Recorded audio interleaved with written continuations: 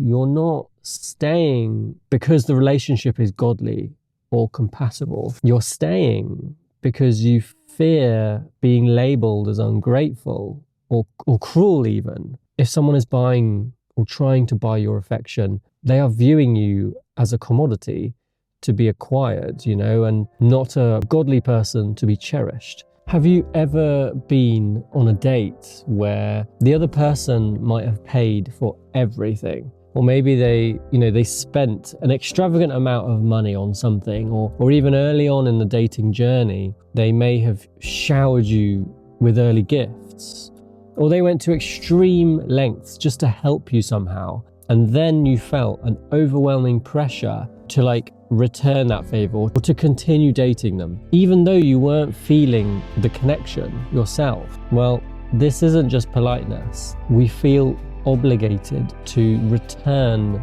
favors or gifts. So in Christian dating, this can lead to, a silent, dangerous transaction of feeling like you owe commitment or affection for their generous investment or help. So if this sounds familiar to you, I think you're going to love this video. I'm going to talk about why love must be freely given, not bought or obligated. In dating, this might look like, extravagant gifts, or early on there might be, amazing trips out, weekends away even. I think you need to be careful when things are like this, because this most of the time probably isn't just generosity. It's an attempt to establish emotional debt by some people, not everyone. So you might feel like, I can't break up with this person. They've just bought me this amazing thing, or we've just been on this wonderful weekend away. I can't say it to them. I just can't. Or perhaps it might make you think is this person the one? Surely, they're amazing. They've just paid for a whole weekend away in London, whatever it is. It can make you think these things. And I think with some people, that is the aim. It is sometimes manipulation. So another example, let's say, a person might go out of their way in a really big way to fix a big problem for you. I don't know, for example, helping you move house. And we're talking about really early on, date 2, or maybe repairing your car, something's really wrong and they go out of their way. Maybe they even pay for it to be repaired. While this can be helpful, this creates an obligation that makes ending the relationship feel almost impossible. When someone does these massive things for you, in my opinion, a lot of the time it can be a red flag. Not all of the time, don't get me wrong, but a lot of the time it can be a red flag. It might be that this person wants to spend every free time that they have with you. They want to text and call non-stop, make their life revolve around you. And when you pull back, when you say to them, well, hold on, I'm going to go see a bunch of friends this day, or sorry, I'm busy, going to a club, playing some tennis. It could be anything. Just carry on with your normal everyday life away from this person that you've just met. Again, we're talking about early on, right? But yeah, and then they will, this is a common kind of tactic, I guess. They will try and make you feel guilty for all the time that they sacrificed. This mechanism causes you to confuse obligation with intimacy.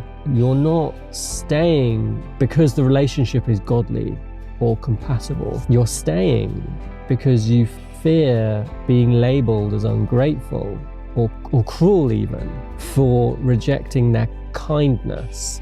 I hope this is making sense, because there's a big difference between genuine kindness and someone that is full of love and kindness and joy and genuinely wants to help you, versus someone that is doing it in a manipulative way. There's a fine line. God's grace and love for us is freely given.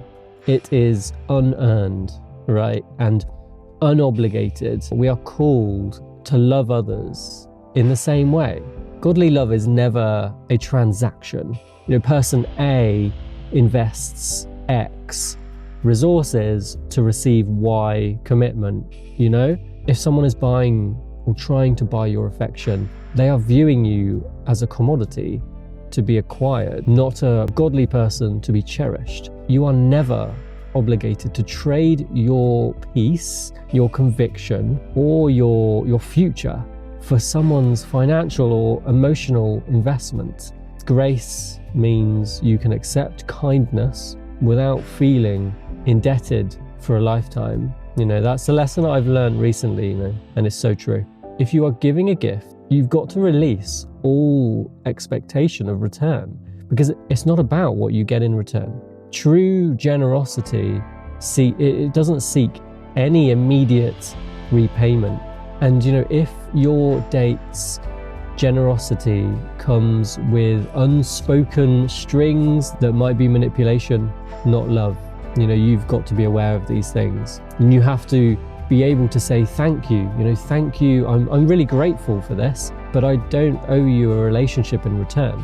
So how do you protect yourself from the pressure of obligation while still being gracious? So I've got a few tips here. Number one, when you're dating someone new, consciously slow down. I do this all the time now, and it has given me so much peace and clarity to get to know this new person. I think it's good to be able to politely decline anything extravagant early on. You can suggest a more modest, shared activity that you can both do. This in itself establishes a healthy, equal footing in this early relationship. Number two, if someone does a huge favor for you, what you want to do is perhaps consciously define the situation. So let's say, oh, that was incredibly kind, and I'm really grateful. I will buy you dinner. You can say this to them. I will buy you dinner to say thank you for this. Because this turns a vague emotional debt into a clear, settled act of gratitude. You are repaying them. Not that you should, but it is almost neutralizing the obligation. Number three, if the relationship needs to end, have grace, but be firm and clear, because that's the kind thing to do. Don't drag it on, don't ghost them, all of these kind of things. State that your decision is based on compatibility and spiritual alignment, and that it has nothing to do with their generosity. You could say something along the lines of, I appreciate all the time and kindness you've shown me. It's been lovely, but I don't think we're a right fit. It is hard to say that you don't feel that it's right, but at the same time I found that it is the kind thing to do. And every time that I have said, look, I'm sorry, it's just not kind of right for me,